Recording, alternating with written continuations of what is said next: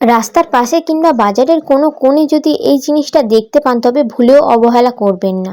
পারলে সবার চোখ ফাঁকি দিয়ে এটি লুকিয়ে নিজের বাড়ি নিয়ে আসুন। কারণ আপনি হয়তো জানেন না এটি কোনো সাধারণ জিনিস নয়, বরং প্রকৃতির এমন এক গোপন আশীর্বাদ যা লাখ টাকা খরচ করেও আপনি পাবেন না। ভুল করে যদি এটি অন্য কারোর হাতে পড়ে যায় তবে আপনি নিজের জীবনের সবথেকে বড় ক্ষতিটি করবেন।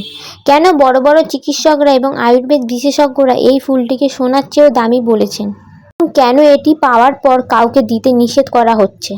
বিশেষ করে ২ নম্বর উপকারটি আপনার বা আপনার পরিবারের কোনো সদস্যের জীবন বাঁচাতে পারে।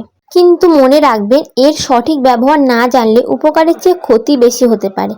তাই একটা সেকেন্ডও স্কিপ না করে পুরো ভিডিওটা শেষ পর্যন্ত দেখুন, কারণ আজকের এই তথ্য আপনার জীবন বদলে দিতে চলেছে। আমরা কথা বলছি কলার মোচা বা কলার ফুল নিয়ে।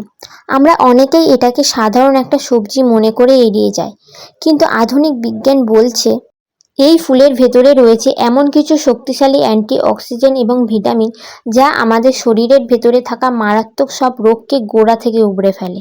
এর প্রথম উপকার হলো এটি আমাদের রক্তের সুগার লেভেলকে একদম নিয়ন্ত্রণে নিয়ে আসে। যারা দীর্ঘদিন ধরে ডায়াবেটিসের সমস্যায় ভুগছেন এবং হাজার হাজার টাকার ওষুধ খেয়েও কোনো ফল পাচ্ছেন না, তাদের জন্য এই ফুলটি ইনসুলিনের মতো কাজ করে। এটি প্রাকৃতিকভাবে শরীরে রক্তে শর্করার মাত্রা কমিয়ে দেয়। এবার আসা যাক ২ নম্বর উপকারে, যার কথা আমি ভিডিওর শুরুতে বলেছিলাম। আজকের দিনে দাঁড়িয়ে পুরুষ নারী উভয়ের সবথেকে বড় সমস্যা হলো স্ট্রেস, অ্যানিমিয়া, রক্ত স্বল্পতা এবং শরীরের ভিতরের দুর্বলতা। কলার মোচায় রয়েছে প্রচুর পরিমাণে আয়রন যা শরীরের নতুন রক্ত তৈরি করতে ম্যাজিকের মতো সাহায্য করে।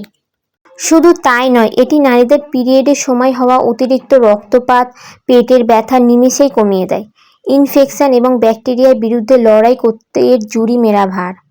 তাই এই ফুলটি যদি আপনার হাতে পড়ে তবে এটিকে অবহেলা না করে নিজের ঘরে নিয়ে আসুন এবং সঠিক পুষ্টিগুণ গ্রহণ করুন।